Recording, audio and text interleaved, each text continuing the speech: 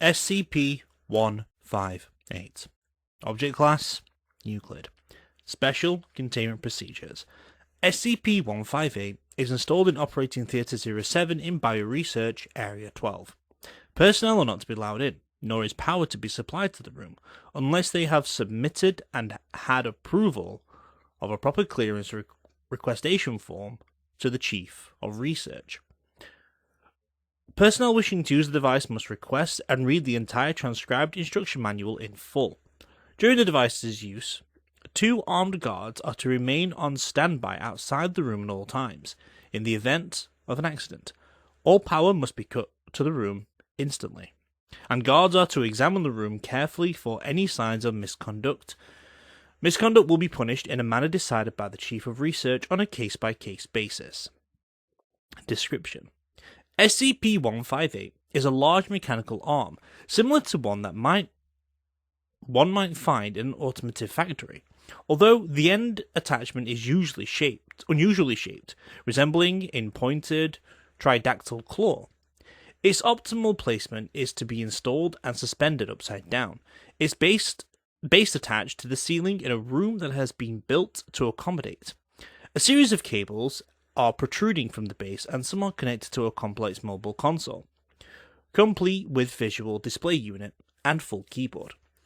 The others should be connected to a working power supply, if the device is to be operated successfully.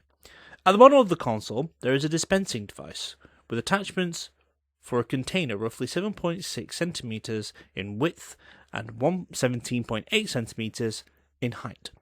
The arm, cables, and console have sustained fire damage, though this is purely cosmetic and does not affect the device's performance. When activated, the device will take 20 minutes to boot up and become fully functional. When used correctly upon a living organism that displays cognition, SCP-158 will remove an unknown substance and transfer it through the dispensing device beneath the console. The optimum container for this device is a glass jar or beaker that fits the attachment. After this action is performed, the organism that it was performed on will cease all higher brain functions, with only the activity in the brainstem continuing. The subject will not respond to external stimuli, and will not exhibit any movement beyond basic reflex actions. The substance removed is gaseous. Though its overall appearance and properties differ from subject to subject, the substance is an indefinite source of kinetic, electrical, heat, and light energy. Although the rate and output, again, differ from subject to subject, the average is relatively low. The device was found in late 2007, within a burned-out hospital that had been in apparent disuse for a large, discernible period of time. Along with the device was a badly damaged owner's manual, which contained instructions on how to use the device. These instructions have since been transcribed and copied numerous times, with a single copy always present in the containment room. While the instructions clearly state how to maintain and use the device, the chapters chronically who built it and what exactly it did were too badly damaged to be read, requiring a process of trial and error to find it. Additional notes.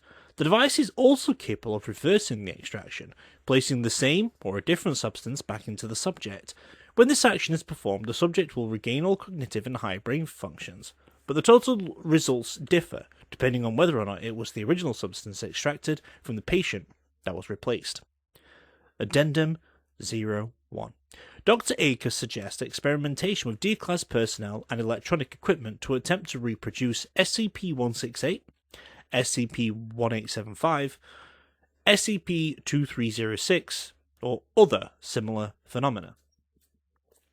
Addendum 01A.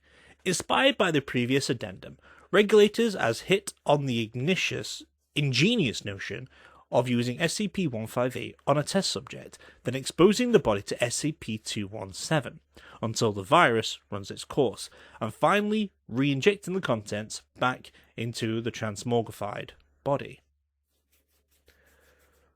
The director and his team are extremely excited about this proposal and have arranged a meeting with all 12 of the regulators to discuss the far-reaching benefits of such a technique.